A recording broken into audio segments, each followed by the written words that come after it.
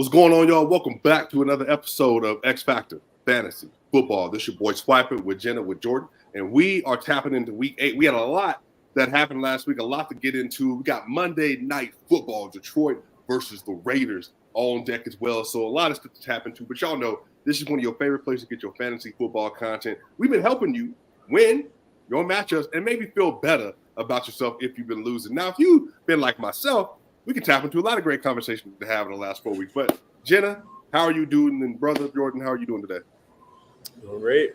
In a dogfight right now. It's literally tied. So that's a fact. It's one player versus one player, two receivers against each other tonight for the matchup. So I'm hometown team anyway. I'll be tuned in. I might try to go down in the game. I don't know yet. Okay. Yeah. You should definitely. That's going to be interesting for the Monday Night Football game for sure for you. Yeah, I'm all right. I'm winning pretty handedly. Feel pretty good about it. Both my leagues. I did decide to play Kirk Cousins over Joe Burrow, and he outplayed Kirk this week. So probably a mistake on my part. I just went with, like we talked about a few times on here, like who's been consistently giving me those numbers. And, you know, the 1 week I did play Joe, I start Joe, he kind of performed at the same level as Kirk. So until this week. So hopefully it's a turnaround for Burrow, and it's Burrow all the way here on out. We'll see. Well, I mean, yeah, and unfortunately, obviously, part of fantasy football, nobody loves talking about Kirk Cousins tore his Achilles this last weekend. And obviously that's, terrible for him. This is a contract year as well. He didn't have any remaining on this deal. So obviously you hope the best for Kirk. I think he's a really good quarterback. He was having a really good season this year.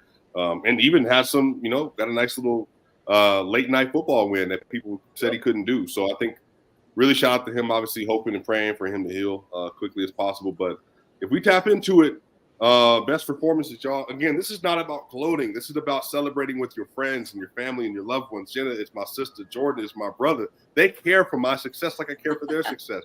When Jenna has the #1 record, when Jordan is drafted well, has a great strategy, somehow gave up Alvin Kamara, which apparently is the running back one the rest of the way, which is crazy. But, yo, I don't know. How many? I think I got 1, 2, 3, 4 victories in a row.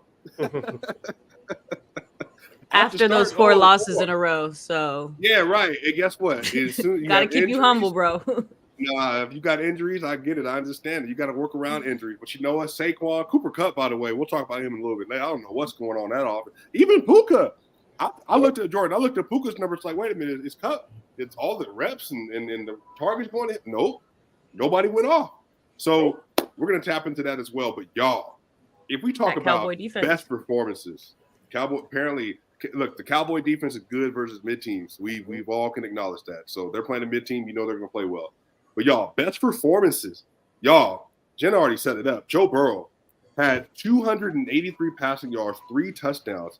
He had 1 less touchdown than he had incompletions versus the vaunted San Francisco 49ers defense. Just an amazing performance from Joe Burrow. And then on the other side of that, the #1 receiver for Joe Burrow, Jamar Chase, yet another week with a top 4 finish. He had 25 points, 10 receptions, 100 yards, and a touchdown on 12 targets. And he is absolutely going off. So obviously it's somebody who has a vested interest in their success.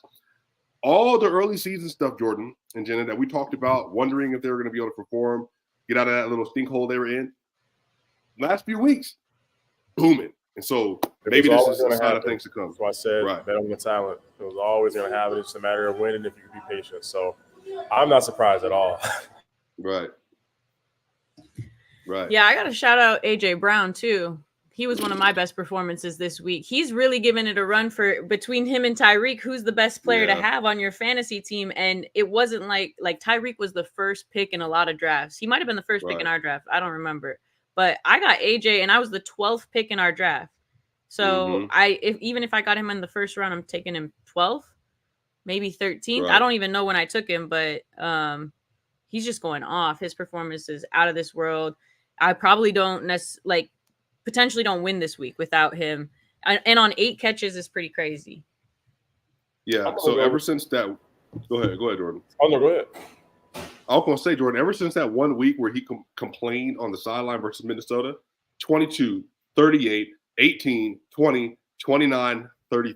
Locked in. I'm sorry, complained or in. advocated for himself? Look, either way, it worked out. I don't really care. It worked out either way. Yes, so I'm actually going to go with somebody who I looked on my bench. I'm going to go with D-Hop. He had 3 touchdowns like within the first half. He had 3 catches for 3 touchdowns, I believe. I think that's one of those situations where, yeah, you're sad you left the guy on a bench, but I think the quarterback, the fact that the quarterback swap went 1-for-1 with him performing well, I think that bodes well for my team moving forward and for that offense moving forward as well. So, and both of them are going to be there. D-Hop and D. Henry are going to be there, so they're not getting traded. So I'm going to go with D-Hop. Hopefully it's a sign of things to come. But also, I got to say CD as well. I mean, but I mean, CD is CD though. D-Hop, we've been kind of waiting on. Yeah. Right. I mean, CD, I'm not gonna hold you. I wasn't expecting CD to go off like that. Not this, at least not like, to the point of 41 points all the week. Yeah, 41 is a bit, yeah. But how much of that is your doubt in CD or your doubt in Dak? Well, here's the thing: the Rams have played up to level, and honestly, they started the game off like with multiple sacks, and I was like, okay, well, it looks like it's going to be a little bit of a dogfight. Once that drive was over, it was a wrap, and they just completely forgot how to guard CeeDee Lamb. Witherspoon was getting toasted. They just could not zone up properly, and they just couldn't get enough pressure. I was looking for Aaron Donald the entire day. And again, maybe that was just a Zach Martin effect that he's there, one of the best guards ever, and it's slowing them down. But really, across the board, their offensive line played well. They didn't run the ball super well. But whenever he was targeting CD, he was making acrobatic catches, getting open in space. And then he had a rollout to the right, and CD's just standing there with some airplane signals. Hey, look at me, look at me. I'm just like, yo, what's going on? Somebody guard this man. So I'm very glad I did not play Jordan this week. Yes. And all that being said, I'm in a dogfight. Yeah, we definitely got to get into that matchup a little bit today. And then, running backs too. Again, Christian McCaffrey, standard Christian McCaffrey day. It is what it is. Great day. Again, Alvin Kamara. ETN had a great day. But this is before the season, we talked about this a little bit. If you look into a lot of ADP experts, they were saying Alvin Kamara, look at his rush rate, yards per attempt. He doesn't look like the same explosive player. Well, guess what? Week 1 that he comes back in week 4, 21 points, 18, 17, 29, and then 27. He's been running back 1 since coming back to fantasy football, and it hasn't been particularly close. Yep. So shout out to Alvin. Yeah, bro, it's been crazy. I traded Alvin away, and I think it's one of those trades that ended up working for both parties because I got Breece back. I got Breece and Mark Andrews back, and Breece is gone 28, 20, 21, and then obviously Mark has been marked. But the other person I traded him to got AK. That could have been one of those trades where I think I personally got the better end of the deal, but I don't think anybody's going to be too upset with ending up with AK because you can always keep him or flip him if you want to try to recoup some value if you feel like you lost that exchange. So he's probably one of the better, more valuable assets because he has a very high floor. He's going to be used in the passing game a lot. He's going to get his touches from week to week. And he's obviously a very talented football player. So he has a very high floor, and I think that's a very safe kind of person to have. I mean, I was conservative when I drafted him. I drafted him as a starter and forget it RB2. He's an RB1 now. So even though I was one of the higher people on him, even I was a bit low on what he's been doing. So shout out to him. Yeah, and then out of the middle of nowhere, somehow out of all the dust in the field, Gus Edwards versus the Arizona Cardinals out of nowhere just up and decides that he wants to be an RB1 for this week. So he has 80 rushing yards, 14 reception yards, which again, that's a great week by itself for a running back. Oh, but by the way, he adds in 3 rushing touchdowns to be RB2 so far on the week with Jahmyr Gibbs and Josh Jacobs up tonight. And he has 29.4 points. So just a freaking great game from Gus Edwards, man. And really, really shout out to the Baltimore Ravens. And you know what? I think this is going to be a really fun stretch down the rest of the season because Austin Eckler had a bounce back today. He had 23 points. Obviously, Joe Mixon had 20 points this last weekend. Oh, shout out to Javonte Williams. A lot of us said before the year that about week 8, week 9, he would start to play better because the ACL injury going to take a while to get over that. He had his best week of the year so far, 18.8 points. So, but y'all know, that's a lot of really great performances. Shout out to them. But y'all know we got to talk about the biggest disappointments of Week 8. Is there anybody that pops off the top of the mind for either you, Jenna, or Jordan for biggest disappointments this week? I think Kenneth Walker. Yeah. I think 8 points. It's not nothing, but I think at this point, a lot of people were starting him as their RB1, right? Because he kind of played himself into that territory. So if you started him as your RB1, you're not happy. Like me personally, I had Brees and K9, so I was less. If you're going to give me not a lot of points, at least give me something, and I can work with 8, even if it's a down week. But if you're starting him as an RB1, then you're probably banking on a lot more than that, and you probably got disappointed. But the game script just looked bad, though. He had 8 carries for 66 Very yards. Bad game script. Yep. That's one of those ones you don't overreact. You just chalk it up. And like I said, on a bad week, giving you 8, whatever. But we're getting to that point in the season where week 10, week 9. If you're in a league that starts the playoffs after 14 weeks, then these matchups matter. So that one little stinker, that one, whatever can turn it to have big ramifications on your standings. So, but still, just got to roll with them. Right. Yeah, for me, biggest disappointments. Obviously, I have Puka Nacua. That was in my other league. That was a disappointment for sure. Cooper Kupp's performance. George Pickens, you could say, was probably a big underperformance from him this week. Just not getting a lot of targets, especially against the Jags. I would have thought maybe, but low week for him as well. I didn't really feel like anybody on my team played especially bad, although I'll say Brian Robinson has had better weeks. He's had better weeks. This week was all right. It was like a 9-pointer. It's not that far below his average, but he's had like a 28-point week, excuse me. So it's possible for him to score a lot more if he's going up against a worse defense. That was the Broncos where he scored 28. So, but hey, your Broncos not the biggest disappointment of the week. Swiper, what's up? No, look, I have no thoughts and opinions on that. Again, unless they prove it that they get to 500, I have nothing to say about it because right now they're just going to be losing their placement in the draft. It's a lose-lose because he doesn't want them to win now. He wants them to tank for a good draft pick. But again, if they get to 500, then you can get a pick. conversation. No, they do. They have their draft pick for this year. They do have their draft pick for this year. The Russell Wilson trade got done last year. But I'll tell you this. It's not that he played bad, y'all. Is that why is Zach Moss still here? Jonathan Taylor had 12 carries for 95 yards. And he wasn't even the RB1 on his own team this week because Zach Moss stole a touchdown. So, Jordan, I just I just don't understand. Like, all right, he's had more since he's come back, more yards, the more efficient ball carrier, looks better. He fits the scheme. He's obviously one of the most explosive backs in the NFL. How long until, or if it's not, maybe it's not resolved. Do you think that this is going to be how it is the rest of the year, where basically you're going to look like a 55-45 snap share for Jonathan Taylor and Zach Moss? This year I do, because I think they're kind of playing both sides of things because AR is out. I don't really think they can do anything with Gardner Minshew. So I think they're not going to not play Jonathan, but at the same time, I'm not going to put a bunch of carries on his body in a bit of a sunk year, so to speak. So I think that's a little bit of what's happening. So I think it could even out to where it's more 60-40, but I don't think Zach Moss is just going to go away, given the state of where the quarterback is and how their team probably doesn't really think they're going to really do much this year. So why not save some blows on JT? Yeah, well, again, a personal disappointment this week is Cooper Kupp. I have no idea what's going on.